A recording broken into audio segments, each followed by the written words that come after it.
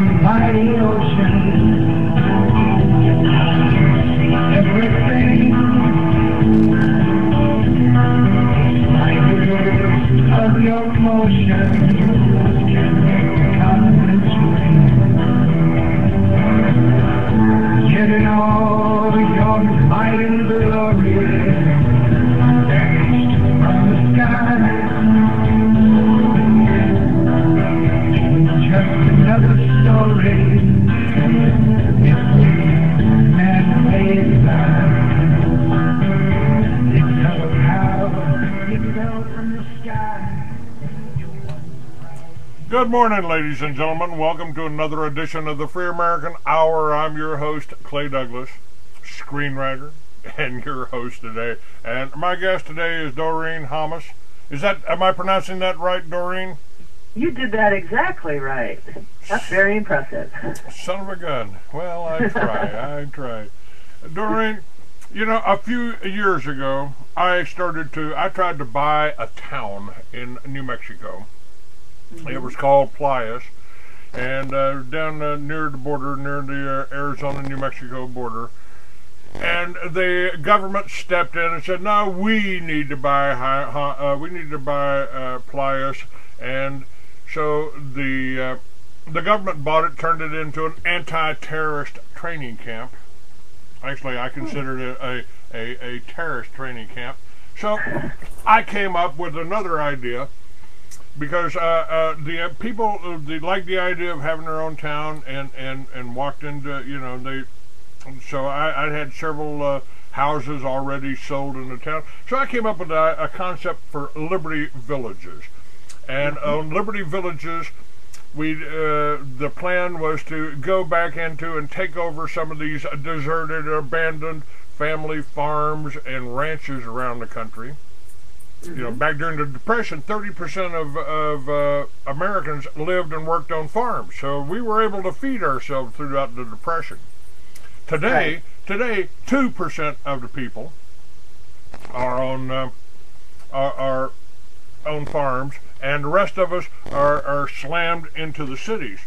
So I came up with this idea of low-cost shelters, and figured if we could provide our own energy and raise our own food, non-genetically modified food, we'd be better off. What would we need the government or the bankers for? Pretty much. And a few things happened. One, somebody tried to kill me. And the other is these bills started popping up, and one of those was the National Animal Identification System. Mm-hmm. And as I understand that, now correct me if I'm wrong, that they want you to chip your chickens, and if that chicken crosses the road, then you need to call the government and explain why your chicken crossed the road. Effectively, yes.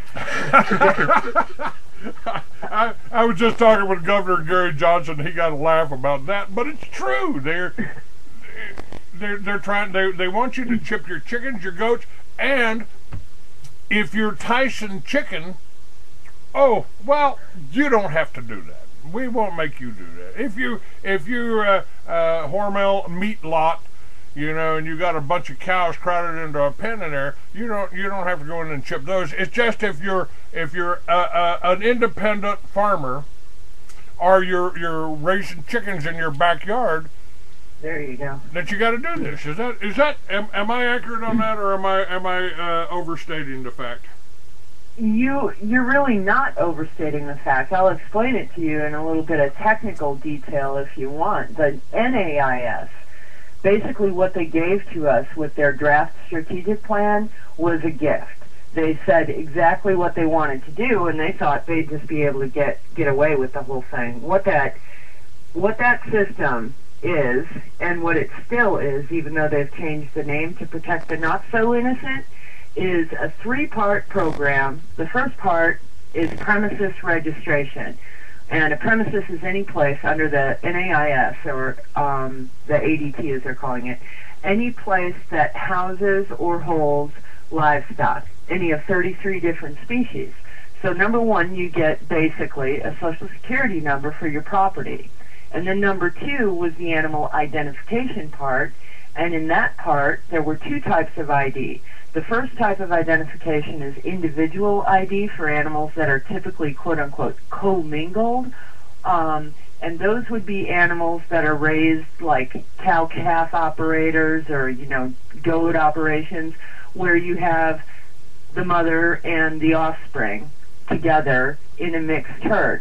So each animal would have to have an individual identification device, and that's to be an RFID tag.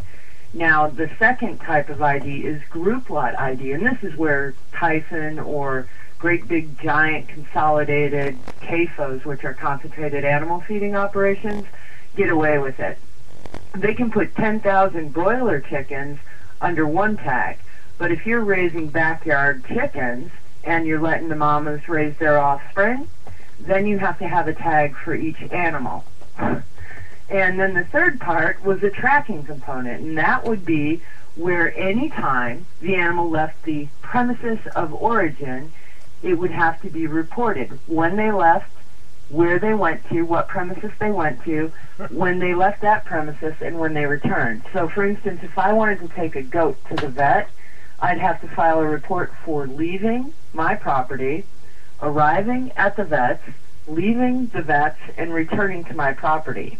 And there was an organization called the USAIO, which was a grouping of Farm Bureau and cattlemen, the National Cattlemen's Beef Association predominantly, and they received $10,000 to set up the database for keeping track of all of the movements of livestock, and they predicted a 30-cent per entry cost.